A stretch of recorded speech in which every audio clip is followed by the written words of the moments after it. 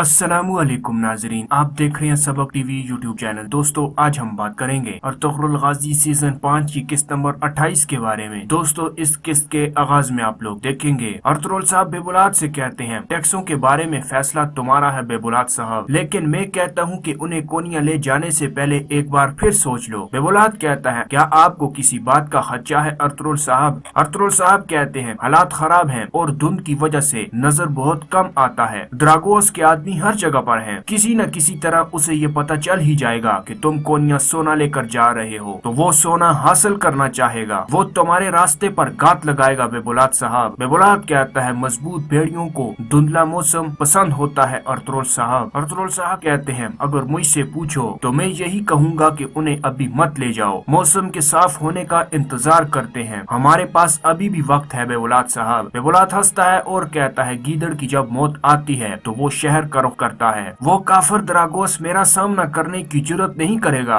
Ertugrul साहब कहते हैं, मैं तुम्हारी बहादुरी पर कोई शक नहीं करता बेबुलाद साहब। अगर तुम जाने पर इसरार कर रहे हो तो मैं तुम्हारे साथ अपने सिपाही रवाना कर दूंगा। बेबुलाद कहता है, मेरे रास्ते पर कोई बड़े से बड़ा पहाड़ ही क्यों ना आ जाए, तब भी मैं उस पर घोड़ा दौड़ाऊंगा। मैं जाऊंगा अर्तुगरुल साहब, आपके सिपाही देने का शुक्रिया। किसी ने भेड़िए से पूछा कि तुम्हारी गर्दन क्यों इतनी मजबूत है? इसने कहा कि मैं अपने काम खुद निपटाता हूँ, हमारा काम हमें खुद करने दें अर्तुगरुल साहब। अगले सीन में आप लोग देखेंगे कमांडर द्रागोस अपने उन जंगजुओं से कहता है, क्या तुम्हें सोना अच्छा लगता है? वो कहते हैं हाँ। क्या तुम्हें लड़ाई अच्छी लगती है? वो कहते हैं हाँ। द्रागोस कहता है, बहुत अच्छे, तो फिर मुझे कोई शक नहीं, जो काम मैं तुम्हें सौंपने वाला हूँ वो तुम कर सकते हो। कमांडर यूरानोस कहता है, क्या काम? द्रागोस कहता है, मंगोलों के लिए जाने वाले टैक्स का सोना कल रास्ते पर होगा यूरानोस, हम वो सोना लेंगे। यूरानोस कहता है, क्या अर्तुगरुल और इसके आदमी वो सोना लेकर जाएंगे? द्रागोस कहता है, नहीं, उमर कबीले के लोग वो लेकर जाएंगे और बेबुलाद उनकी सरबराही कर रहा होगा, लेकिन जब हम वो सोना लेंगे तो सबसे ज्यादा नुकसान अर्तुगरुल का ही होगा। यूरानोस कहता है, अगर सोना उमर कबीले के पास होगा तो अर्तुगरुल को कैसे नुकसान हो सकता है? द्रागोस कहता है, मंगोल और सल्जूक सल्तनत के ताकतवर लोग अर्तुगरुल को खत्म करने का बहाना ढूंढ रहे हैं। अगर गलती उमर कबीले की हुई भी तो भी वो अर्तुगरुल से हिसाब लेंगे, क्योंकि वो इस इलाके का सरदार है। यूरानोस कहता है, अगर मंगोलों का सोना गायब हुआ तो वो उससे भारी कीमत चुकाएंगे, कोई भी अर्तुगरुल को मंगोलों के खिलाफ नहीं बचा सकेगा। द्रागोस कहता है, तुम वो सोना हासिल करोगे, तुम हर उस आदमी को कत्ल करोगे जो तुम्हें रोकने की कोशिश करेगा। इसके बाद तमाम लोग अपनी तलवारें निकाल लेते हैं और कहते हैं, कमांडर द्रागोस जिंदाबाद, कमांडर द्रागोस जिंदाबाद। अगले सीन में आप लोग देखेंगे अर्तुगरुल साहब अपने सिपाहियों से कहते हैं, सिपाहियों को एक पैगाम भेजो बमसी, उन्हें सुबह तैयार रहने का कहो, मैं सदर अल दीन कनवी को हमारे इलाके में लेकर आऊंगा। मंगोल उनके पीछे हैं, न सिर्फ वहाँ हम जाएंगे बल्कि वो हमारे रास्ते पर भी हो सकते हैं, ये भी सिपाहियों को बता दो। इसके बाद अर्तुगरुल साहब आर्तुक साहब से कहते हैं, आप भी संदूक हवाले करने के बाद इलाके में आएंगे, जब सदर अल दीन कनवी आए तो आप इलाके में होना चाहिए। वो कहते हैं, जैसा आपका हुक्म। आर्तुक साहब कहते हैं, मेरे आका वहाँ उमर कबीले का कोई भी नहीं होगा, तो फिर वो इलबिल गए खातून को कोनिया क्यों लेकर जा रहे हैं? अर्तुगरुल साहब कहते हैं, उनके साथ कुछ बुरा हुआ है आर्तुक साहब। इलबिलगाय खातून सारी रात परेशान और खामोश थीं। जब मैंने पूछा तो बेबुलाद साहब ने जल्दी से जवाब देकर सारे मामले पर पर्दा डाला, हम जल्द देख लेंगे कि क्या हुआ। तुर्गुत कहते हैं, तो बेबुलाद जिद कर रहा था, इंशाल्लाह उनके साथ कुछ बुरा नहीं हो सकता। इसके बाद अर्तुगरुल साहब कहते हैं, द्रागोस यकीनन उनके साथ कुछ कर सकता है, अगर उन्होंने संदूक छीन लिए तो ये अच्छा नहीं होगा। बमसी कहते हैं, उसे सोना खोने से पहले ये सोचना होगा कि वो आगे क्या जवाब देगा मेरे आका। अर्तुगरुल साहब कहते हैं, क्या तुम सोचते हो कि सोना खोने के बाद वो जवाब दे होगा? बमसी, हम यहाँ के सरदार हैं, मंगोल और अमीर बाददीन दोनों इस बहाने से हम पर हमला कर देंगे। आर्तुक साहब कहते हैं, फिर हम क्या करेंगे? अगले सीन में आप लोग देखेंगे बेबुलाद सुरमा खातून से कहता है, तुम इस जगह को संभालोगी जब हम यहाँ नहीं होंगे, कई कबीले के साथ मिलना जुलना न छोड़ना, सुल्तान खातून और इसकी माँ से मिलो और उनका एतमाद हासिल करो, हमें उनके एतमाद की जरूरत है, तुम अच्छी तरह जानती हो कि उनका एतमाद कैसे हासिल करना है, और अब बहन के पास जाओ और उसे आमादा करो कि वो कल सुबह हमारे साथ जाएगी। इसके बाद बेबुलाद के पास अनाल आता है। बेबुलाद कहता है, मैं जब भी तुम्हें देखता हूँ तो मुझे हमेशा मौत याद आती है, मैं तुम्हें अनाल या सांप में फैसला नहीं कर पाता। अनाल कहता है, अगर आप अनाल कहेंगे तो मैं अनाल बन जाऊंगा, और अगर सांप कहेंगे तो मैं सांप बन जाऊंगा, आप बस मुझे काटने के लिए जिस्म दिखा दें, मेरे लिए इतना ही काफी होगा। बेबुलाद कहता है वो आदमी जो अर्तुगरुल के करीब है, आर्तुक, उसे उस संदूक के बारे में पता होगा जो मंगोल चाहते हैं। जब हम कोनिया के लिए रवाना हो जाएंगे तो तुम्हें उससे गुलवाना होगा। अनाल कहता है आप मुझसे क्या चाहते हैं? बेबुलाद कहता है अमीर बादीन ने इस काम के लिए अपने सबसे करीबी आदमी बहादुर को हुक्म दिया है। तुम इससे मिलोगे, जो कुछ जरूरी हुआ वो तुम्हें बताएगा, बाकी वो खुद कर लेगा। लेकिन हाँ, सांप अपनी जिल्द बदलता रहता है। अनाल, बहादुर को बताओ कि ये काम द्रागोस का लगना चाहिए, इसने हमारे अर्तुगरुल साहब को बहुत डराया है। उससे बात करने के बाद सराय में आओ। वो कहता है जैसा आपका हुक्म। अगले सीन में आप लोग देखेंगे अर्तुगरुल साहब कहते हैं कल हमारा एक खास मेहमान आ रहा है, उसके लिए एक जाती खेमा बनाओ और तमाम तैयारियां करो। हाइमा खातून कहती हैं क्या हुआ बेटा, कौन आ रहा है? अर्तुगरुल साहब कहते हैं इब्ने अरबी के शागिर्द सदर अल दीन कनवी, मंगोल उन्हें कत्ल करना चाहते हैं। इंशाअल्लाह मैं उन्हें सही सलामत इलाके में लाऊंगा। तमाम लोग कहते हैं इंशाअल्लाह। सुलेमान कहते हैं और मेरे बाबा और चचा कब आएंगे? अर्तुगरुल साहब कहते हैं हर चीज का एक वक्त होता है सुलेमान, इंशाअल्लाह वक्त आने पर तुम्हारे बाबा और चचा यहाँ आ जाएंगे। अगले सीन में आप लोग देखेंगे सुबह हो जाती है और अर्तुगरुल साहब अपने सिपाहियों के साथ सदर अल दीन कनवी को लेने के लिए जंगल में एक तरफ जा रहे होते हैं। अगले सीन में आप लोग देखेंगे बेबुलाद कोनिया की तरफ रवाना होने के लिए तैयार हो जाता है। इतने में वहाँ उसके पास आर्तुग साहब आते हैं और कहते हैं वसूली मुकम्मल हुई बेबुलाद साहब, अल्लाह हमें मुसीबतों से बचाए। बेबुलाद कहता है सिपाहियों इन संदूकों को वहाँ रख दो। आर्तुग साहब कहते हैं इंशाअल्लाह आप पानी की तरह जाएंगे और हवा की तरह वापस आएंगे। इसके बाद आर्तुग साहब अपने सिपाही से कहते हैं घोड़े तैयार हैं? वो कहता है जी आर्तुग साहब। इसके बाद आर्तुग साहब वहाँ से रवाना हो जाते हैं और बेबुलाद का सिपाही यनाल आर्तुग साहब को देख रहा होता है। इसके बाद बेबुलाद यनाल को इशारा करता है।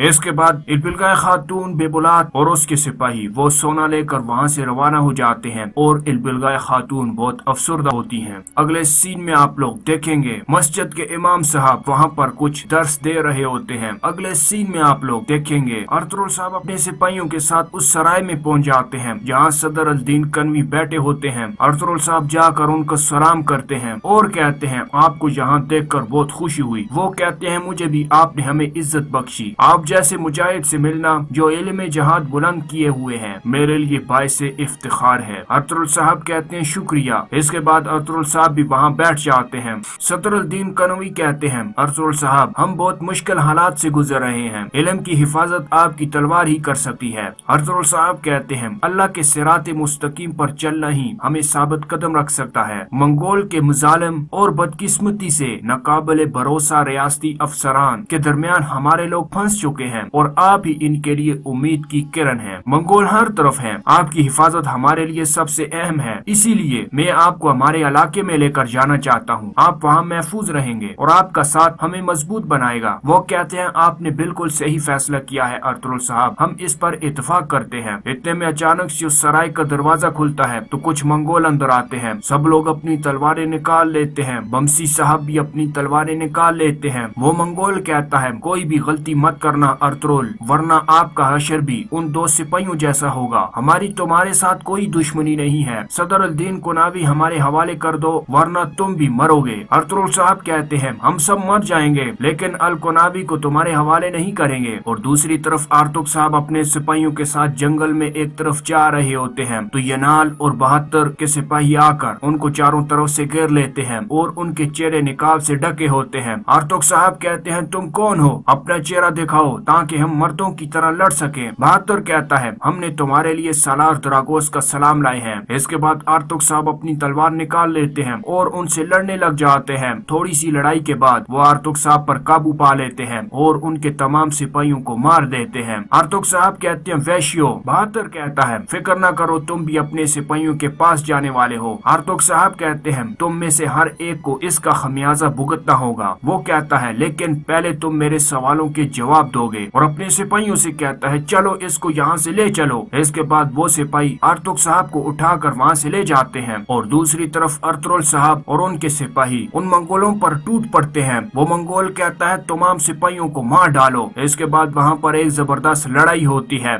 थोड़ी सी लड़ाई के बाद अर्तुगरुल साहब उस मंगोल का हाथ काट देते हैं। इसके बाद वहाँ पर तमाम मंगोल मर जाते हैं। और दोस्तों ये किस्त यहाँ पर खत्म हो जाती है। आप देख रहे थे सबक टीवी यूट्यूब चैनल। किस्त नंबर 29 में मिलते हैं, तब तक अल्लाह हाफिज।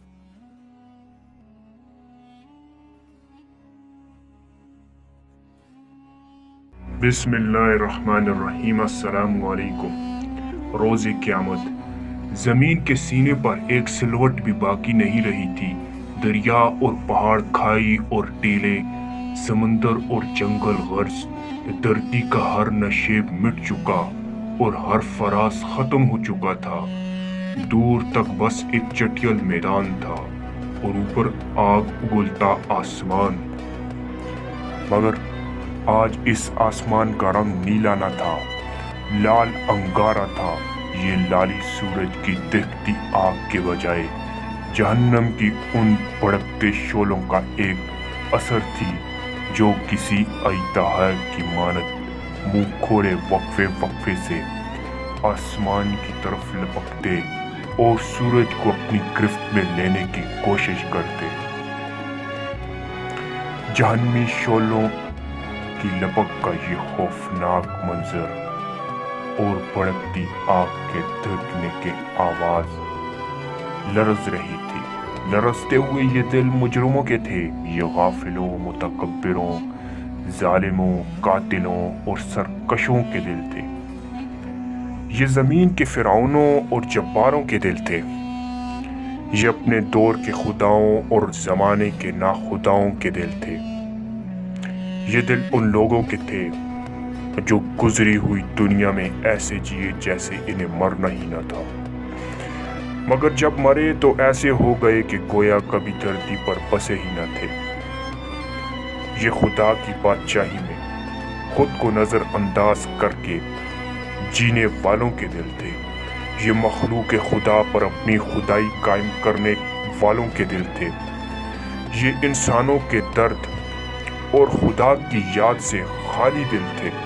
सो आज वो दिन शुरू हो गया जब इन गाफिल दिलों को जहन्नम के भड़कते शोलों और खत्म न होने वाले अजाबों की गजा बन जाना था।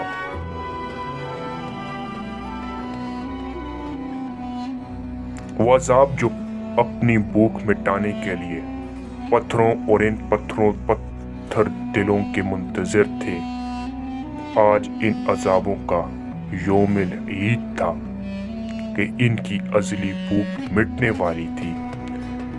इन अजाबों के खौफ से खुदा के ये मुजरिम किसी पनाह की तलाश में भागते फिर रहे थे, मगर इस मैदान हशर में कैसी पनाह और कौन सी अफियत।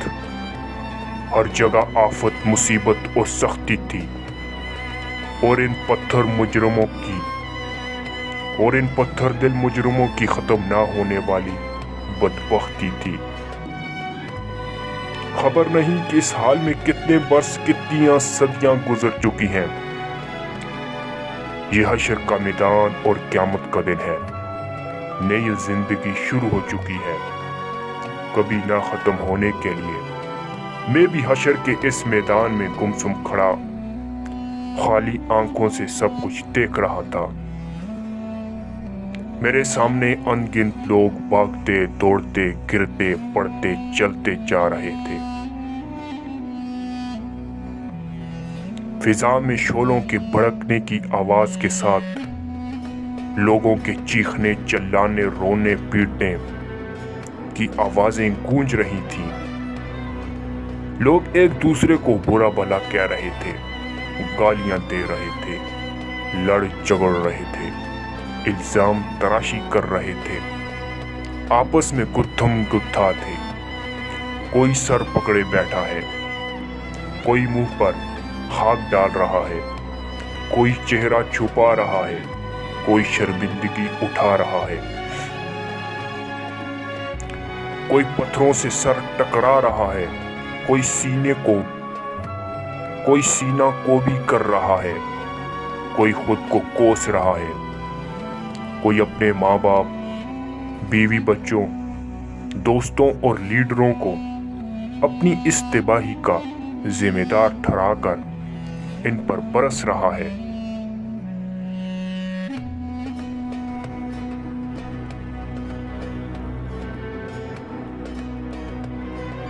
इन सब के लिए मसला एक ही है कि क़यामत का दिन आ गया है और इनके पास इस दिन की कोई तैयारी नहीं। اب یہ کسی دوسرے کو الزام دیں یا خود کو برا بھلا کہیں، ماتم کریں یا صبر کا دامن تھامیں، اب کچھ نہیں ہو سکتا۔ اب تو صرف انتظار ہے کائنات کے مالک کا ظہور کا، جس کے بعد حساب کتاب شروع ہوگا اور عدل کے ساتھ ہر شخص کی قسمت کا فیصلہ ہوگا۔ یکایک ایک آدمی میرے بالکل قریب چلا آیا۔ بھائی، اس سے تو موت اچھی تھی، اس سے تو قبر کا گڑھا اچھا تھا۔ میں ارد گرد کی دنیا سے بالکل کٹ چکا تھا کہ یہ چیخ نما آواز مجھے سوچ کر وادیوں سے حقیقت کے اس میدان میں لے آئی جہاں میں بہت دیر سے گمسم کھڑا تھا۔ لمحہ بھر میرے ذہن میں ابتدا سے انتہا تک سب کچھ تازہ ہو گیا۔ اپنی کہانی، دنیا کی کہانی، زندگی کی کہانی، سب فلم ریل کی طرح میرے دماغ میں گھومنے لگا۔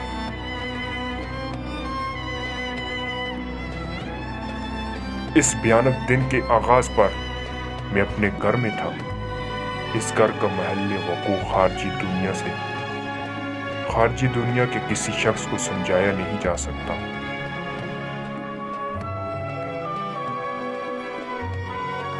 ایک ظاہر بین نظر کے لیے یہ گھر قبر کا ایک تاریک گڑھا، مگر دراصل یہ آخرت کی دنیا کا پہلا دروازہ تھا۔ وہ دروازہ جسے اندر سے نہیں کھولا جا سکتا۔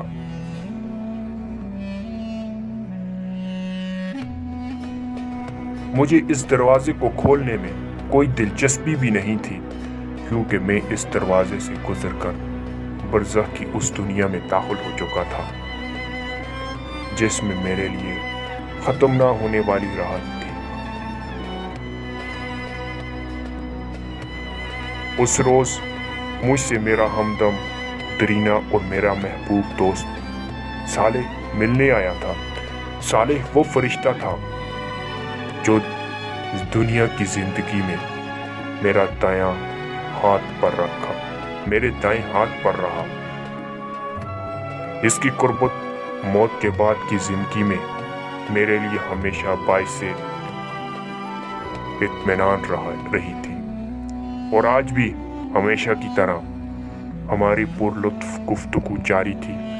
دوران گفتگو میں نے پوچھا، یار یہ بتاؤ تمہاری ڈیوٹی میرے ساتھ کیوں لگائی ہے؟ بات یہ ہے کہ عبداللہ، میں اور میرے ساتھی دنیا میں تمہارے ساتھ ڈیوٹی کرتے تھے۔ وہ تمہاری برائیاں اور میں نیکیاں لکھتا تھا۔ تم مجھے 2 منٹ فارغ نہیں رہنے دیتے۔ کبھی اللہ کا ذکر، کبھی اس کی یاد میں آنسو، کبھی انسانوں کے لیے دعا،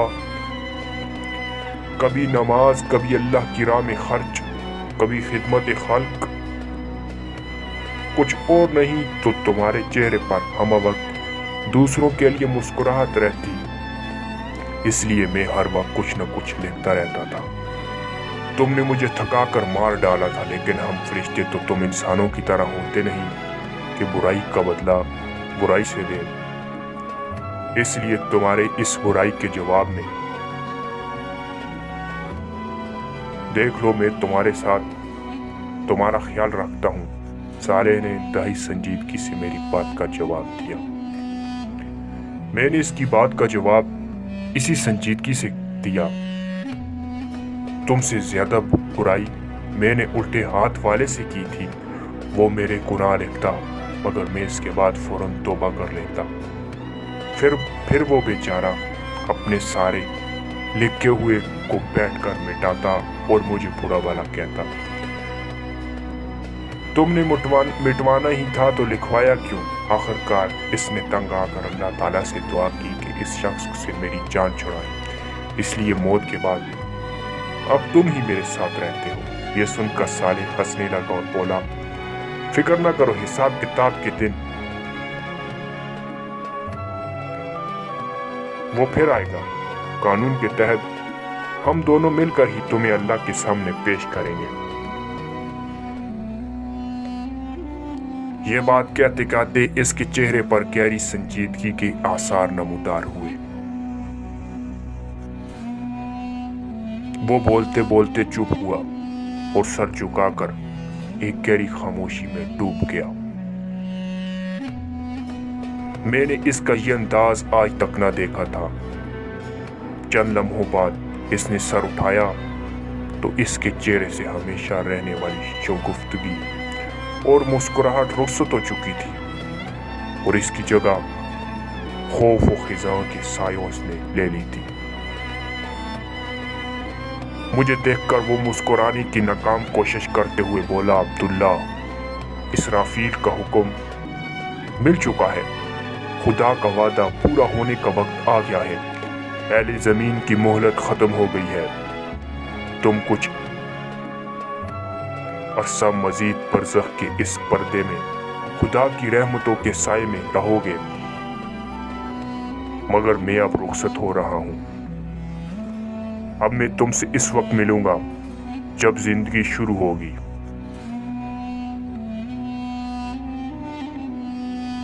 तुम्हारी आंख खुलेगी तो क़यामत का दिन शुरू हो चुका होगा। मैं तुमसे उस रोज दोबारा मिलूंगा।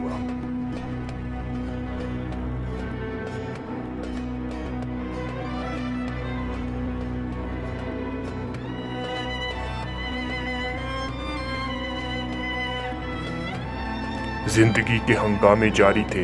बाजारों में वही चहल पहल और गहमा गहमी थी। New York, Los Angeles, London, Paris, Shanghai, Delhi, Moscow, Karachi और लाहौर, हर जगह रौनके मेले लगे हुए थे। रात को दिन कर देने वाली सैलाबी रोशनियों में 2020 क्रिकेट मैच और फुटबॉल वर्ल्ड कप के मुकाबले, इनको देखते और तालियां बजाते तमाशाई, पब और बार में शराब पीते और क्लबों में बदमस्त लोग, हॉलीवुड और बॉलीवुड की एक्शन और थ्रिल फिल्मों में अदाकारों के जलवे और जलवों के शौकीन तमाशाई, फिल्म, ड्रामे, स्टेज, टीवी और डांस और फैशन शो में थरकती मटकती अपने जिस्मों की नुमाइश करती मॉडल्स और अदाकाराएं, और इस नुमाइश से अपनी तिजोरियां भरते सरमायादार, नए दौर के नए फातेह आलिम, मल्टी नेशनल कंपनियों के मालिकान और इनका अपना इल्म व हुनर बेचकर अपने मुस्तकबिल के ख्वाब बुनने वाले बासलाहियत नौजवान, मीडिया की चमक दमक, सहाफत की मिर्च मसाले और बाजार सियासत के मानद न पड़ने वाले मकरूफ फरेब के हंगामे, बाजारों में घूमते और खरीदारी करते मर्द, खवातीन और उनको बुलाती दुकानें और दुकानदार, हमरा के इशरत कदों में गूंजते साज व आवाज, गुरबा की झोंपड़ियों में फक्र व अफलास, शादियों की तकरीब में खुशी के नगमे, जनाजों और हिस्पतालों में गम व अलम के साए, खुदा के नाम पर अपने मफादात का तहफ़्फ़ुज़ करते अहले मज़हब गरीबों और उनके मसाइल से हमेशा की तरह बेनियाज, अहले ज़रूर करप्शन की नापाक कमाई से अपने जेबें भरते सरकारी मुलाजिम और मुलावट से अपनी तिजोरियां भरते हुए ताजर, अवाम का इस्तेसाल करते हुए अहले इक़्तिदार और दुनिया पर अपना गलबा कायम रखने के मंसूबे बनाते सुपर पावर, सब अपने अपने मशगलों और कामों में मगन थे। अहले ज़मीन जो हमेशा से करते आए वही कर रहे थे। जुल्म व फसाद की दास्तानें, धोखा व फरेब की कहानियाँ, हिर्स व हवस की दौड़, गफलत और सरकशी के रवैये, खुदा और आखिरत फरामोश सियासी हंगामे, माशी जद्दोजहद, मजहबी झगड़े, हर चीज़ हमेशा की तरह जारी थी। पैगंबर तो सदियों पहले आना बंद हो गए। एग्रीकल्चर, इंडस्ट्री, इंफॉर्मेशन, मगर इंसानी रवैया नहीं बदला, इनके गम भी नहीं बदले। वही कारोबार, वही रोजगार, اور وہی پریشانیاں، وہی عشق و محبت کی ناکامیاں، وہی موت اور بیماری کے مسائل۔ اس وقت بھی انسانوں کے ہاں ہر غم تھا سوائے غم آخرت کے، ہر خوف تھا سوائے خدا کے خوف کے۔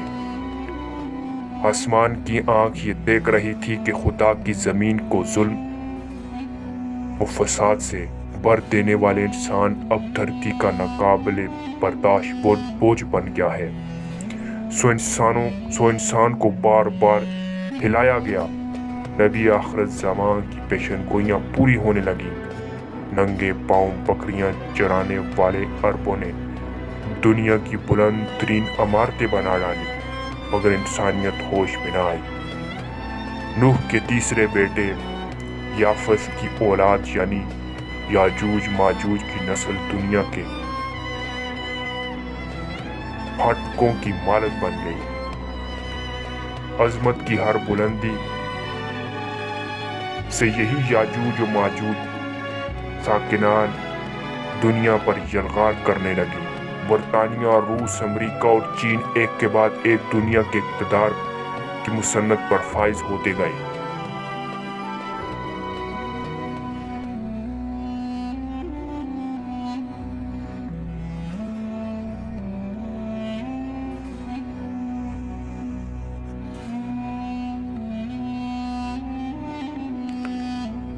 سونامی آئے، سیلاب آئے، زلزلے آئے، مگر انسانیت غفلت سے نہ نکل سکی۔ خدا نے انفارمیشن ایج پیدا کی۔ اس نے اجمی بندوں نے نبی عربی کے پیغام کو اٹھایا اور انسانیت پر حجت تمام کر دی، مگر انسانیت پھر بھی نہ پھسلی، پھر بھی نہ سنبھل سکی۔ قیامت سے قبل قیامت کی منظر کشی آخری درجے میں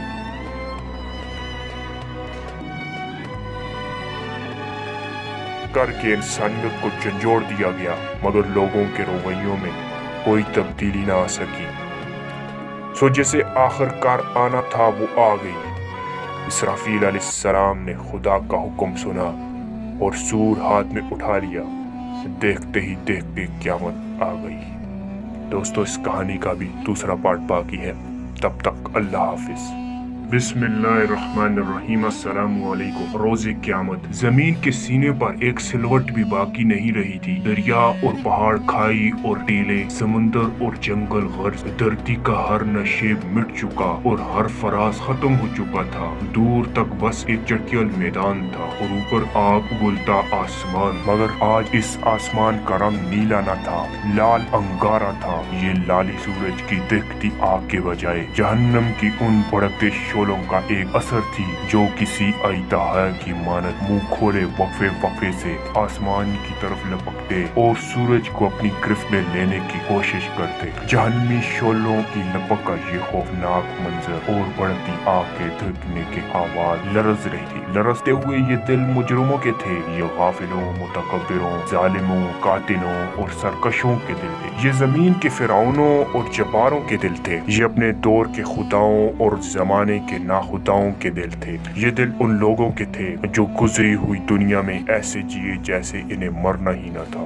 مگر جب مرے تو ایسے ہو گئے کہ گویا کبھی دھرتی پر بسے ہی نہ تھے۔ یہ خدا کی بادشاہی میں خود کو نظر انداز کر کے جینے والوں کے دل تھے۔ یہ مخلوق خدا پر اپنی خدائی قائم کرنے والوں کے دل تھے۔ یہ انسانوں کے درد اور خدا کی یاد سے خالی دل تھے۔ سو آج وہ دن شروع ہو گیا جب ان غافل دلوں کو جہنم کے بڑھتے شعلوں اور ختم نہ ہونے والے عذابوں کی غذا بن جانا تھا۔ وہ عذاب جو اپنی بھوک مٹانے کے لیے پتھروں اور ان پتھر دلوں کے منتظر تھے، آج ان عذابوں کا یوم العید تھا کہ ان کی ازلی بھوک مٹنے والی تھی۔ ان عذابوں کے خوف سے خدا کے یہ مجرم کسی پناہ کی تلاش میں بھاگتے پھر رہے تھے، مگر اس میدان حشر میں کیسی پناہ اور کون سی عافیت؟ ہر جگہ آفت، مصیبت اور سختی تھی، اور ان پتھر دل مجرموں کی ختم نہ ہونے والی بدبختی تھی۔ खबर नहीं कि इस हाल में कितने बरस कितनी सदियां गुजर चुकी हैं। यह हशर का मैदान और क़यामत का दिन है। नई जिंदगी शुरू हो चुकी है, कभी ना खत्म होने के लिए। मैं भी हशर के इस मैदान में गुमसुम खड़ा खाली आंखों से सब कुछ देख रहा था। मेरे सामने अनगिनत लोग भागते दौड़ते गिरते पड़ते चलते जा रहे थे। फिजा में शोलों के भड़कने की आवाज के साथ लोगों के चीखने चिल्लाने रोने पीटने की आवाजें गूंज रही थी। लोग एक दूसरे को बुरा भला कह रहे थे, गालियां दे रहे थे, लड़ झगड़ रहे थे, इल्जाम तराशी कर रहे थे, आपस में गुथम गुथा थे। कोई सर पकड़े बैठा है, कोई मुंह पर हाथ डाल रहा है, कोई चेहरा छुपा रहा है, कोई शर्मिंदगी उठा रहा है, कोई पत्थरों से सर टकरा रहा है, कोई सीना को भी कर रहा है, कोई खुद को कोस रहा है, कोई अपने माँ बाप बीवी बच्चों दोस्तों और लीडरों को अपनी इस तबाही का जिम्मेदार ठहराकर इन पर बरस रहा है। इन सब के लिए मसला एक ही है कि क़यामत का दिन आ गया है और इनके पास इस दिन की कोई तैयारी नहीं। अब ये किसी दूसरे को इल्जाम दें या खुद को बुरा भला कहें, मातम करें या सब्र का दामन थामें, अब कुछ नहीं हो सकता। अब तो सिर्फ इंतजार है कायनात के मालिक का ज़हूर का, जिसके बाद हिसाब किताब शुरू होगा और अदल के साथ हर शख्स की किस्मत का फैसला होगा। यकायक एक आदमी मेरे बिल्कुल करीब चला आया। हाय, इससे तो मौत अच्छी थी, इससे तो कब्र का घड़ा अच्छा था। मैं इर्द गिर्द की दुनिया से बिल्कुल कट चुका था कि ये चीख नुमा आवाज मुझे सोचकर वादियों से हकीकत के इस मैदान में ले आई जहाँ मैं बहुत देर से गुमसुम खड़ा था। लम्हा भर मेरे जहन में इब्तिदा से इंतहा तक सब कुछ ताज़ा हो गया। अपनी कहानी, दुनिया की कहानी, जिंदगी की कहानी, सब फिल्म रेल की तरह मेरे दिमाग में घूमने लगी। इस भयानक दिन के आगाज पर मैं अपने घर में था। इस घर का महल्ले वकूअ खारजी दुनिया के किसी शख्स को समझाया नहीं जा सका। एक जाहिर बीन नजर के लिए ये घर कब्र का एक तारीख गढ़ा, मगर दरअसल ये आखिरत की दुनिया का पहला दरवाजा था। वो दरवाजा जिसे अंदर से नहीं खोला जा सका। मुझे इस दरवाजे को खोलने में कोई दिलचस्पी भी नहीं थी, क्योंकि मैं इस दरवाजे से गुजरकर बरज़ख की उस दुनिया में दाखिल हो चुका था जिसमें मेरे लिए खत्म ना होने वाली राह थी। उस रोज मुझसे मेरा हमदम तरीना और मेरा महबूब दोस्त सालेह मिलने आया था। सालेह वो फरिश्ता था जो इस दुनिया की जिंदगी में मेरा दायां हाथ पर रखा, मेरे दाएं हाथ पर रहा। इसकी कुर्बत मौत के बाद की जिंदगी में मेरे लिए हमेशा बाइस से इत्मीनान रही थी और आज भी हमेशा की तरह हमारी पुरलुत्फ गुफ्तगू जारी थी। दौरान गुफ्तगू मैंने पूछा, यार ये बताओ तुम्हारी ड्यूटी मेरे साथ क्यों लगाई है? बात यह है कि अब्दुल्ला, मैं और मेरे साथी दुनिया में तुम्हारे साथ ड्यूटी करते थे। वो तुम्हारी बुराइयां और मैं नेकियां लिखता था। तुम मुझे 2 मिनट फारग नहीं रहने देते। कभी अल्लाह का जिक्र, कभी उसकी याद में आंसू, कभी इंसानों के लिए दुआ, कभी नमाज, कभी अल्लाह की राह में खर्च, कभी खिदमत खल्क। कुछ और नहीं तो तुम्हारे चेहरे पर हम वक्त दूसरों के लिए मुस्कुराहट रहती, इसलिए मैं हर वक्त कुछ न कुछ लेता रहता था। तुमने मुझे थका कर मार डाला था, लेकिन हम फरिश्ते तो तुम इंसानों की तरह होते नहीं कि बुराई का बदला बुराई से दे। इसलिए तुम्हारे इस बुराई के जवाब में देख लो, मैं तुम्हारे साथ तुम्हारा ख्याल रखता हूँ। सालेह ने इंतहाई संजीदगी से मेरी बात का जवाब दिया। मैंने इसकी बात का जवाब इसी संजीदगी से दिया। तुमसे ज्यादा बुराई मैंने उल्टे हाथ वाले से की थी। वो मेरे गुनाह लेता, मगर मैं इसके बाद फौरन तौबा कर लेता। फिर वो बेचारा अपने सारे लिखे हुए को बैठकर मिटाता और मुझे बुरा भला कहता। तुमने मिटवाना ही था तो लिखवाया क्यों? आखिरकार इसने तंग आकर अल्लाह ताला से दुआ की कि इस शख्स से मेरी जान छुड़ाए, इसलिए मौत के बाद अब तुम ही मेरे साथ रहते हो। ये सुनकर सालेह हंसने लगा और बोला, फिक्र न करो, हिसाब किताब के दिन वो फिर आएगा। कानून के तहत हम दोनों मिलकर ही तुम्हें अल्लाह के सामने पेश करेंगे। ये बात कहते कहते इसके चेहरे पर गहरी संजीदगी के आसार नमूदार हुए। वो बोलते बोलते चुप हुआ और सर झुकाकर एक गहरी खामोशी में डूब गया। मैंने इसका ये अंदाज आज तक न देखा था। चंद लम्हों बाद इसने सर उठाया तो इसके चेहरे से हमेशा रहने वाली शोगुफ्तगी और मुस्कुराहट रुखसत हो चुकी थी और इसकी जगह खौफ और खिज़ां के सायों ने ले ली थी। मुझे देखकर वो मुस्कुराने की नाकाम कोशिश करते हुए बोला, अब्दुल्ला, इसराफील का हुक्म मिल चुका है। खुदा का वादा पूरा होने का वक्त आ गया है। अहले जमीन की मोहलत खत्म हो गई है। तुम कुछ अरसा मजीद बरज़ख के इस पर्दे में खुदा की रहमतों के साए में रहोगे, मगर मैं अब रुखसत हो रहा हूँ। अब मैं तुमसे इस वक्त मिलूंगा जब जिंदगी शुरू होगी। तुम्हारी आंख खुलेगी तो क़यामत का दिन शुरू हो चुका होगा। मैं तुमसे उस रोज दोबारा मिल। जिंदगी के हंगामे जारी थे। बाजारों में वही चहल पहल और गहमा गहमी थी। New York, Los Angeles, London, Paris, Shanghai, Delhi, Moscow, Karachi और लाहौर, हर जगह रौनक के मेले लगे हुए थे। रात को दिन कर देने वाली सैलाबी रोशनियों में 2020 क्रिकेट मैच और फुटबॉल वर्ल्ड कप के मुकाबले, इनको देखते और तालियां बजाते तमाशाई, पापड़ बार में शराब पीते और क्लबों में बदमस्त लोग, हॉलीवुड और बॉलीवुड की एक्शन और थ्रिल फिल्मों में अदाकारों के जलवे और जलवों के शौकीन तमाशाई, फिल्म, ड्रामे, स्टेज, टीवी और डांस और फैशन शो में थरकती मटकती अपने जिस्मों की नुमाइश करती मॉडल और अदाकाराएं, और इस नुमाइश से अपनी तिजोरियां भरते सरमायादार, नए दौर के नए फातेह आले, मल्टी नेशनल कंपनियों के मालिकान और इनका अपना इल्म और हुनर बेचकर अपने मुस्तकबिल के ख्वाब बुनने वाले बासलाहियत नौजवान, मीडिया की चमक दमक, सहाफत की मिर्च मसाले और बाजारी सियासत के मानद न पड़ने वाले मकरू फरेब के हंगामे, बाजारों में घूमते और खरीदारी करते मर्द खवातीन और उनको बुलाती दुकानें और दुकानदार, हमरा के इशरत कदों में गूंजते साज और आवाज, और गुरबा की झोंपड़ियों में फक्र और अफलास, शादियों की तकरीब में खुशी के नगमे, जनाजों और हिस्पतालों में गम और अलम के साए, खुदा के नाम पर अपने मफादात का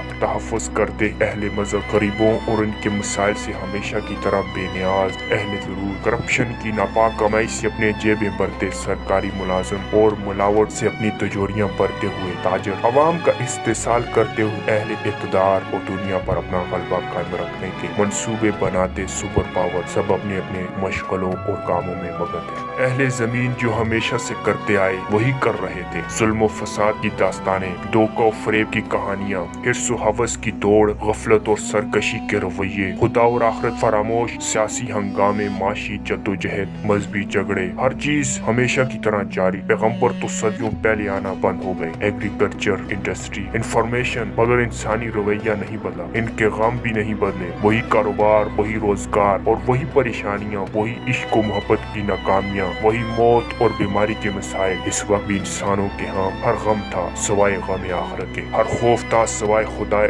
खुदा के खौफ के। आसमान की आंख ये देख रही थी कि खुदा की जमीन को जुल्म और फसाद से भर देने वाले इंसान अब धरती का नाकाबिले बर्दाश्त और बोझ बन गया है।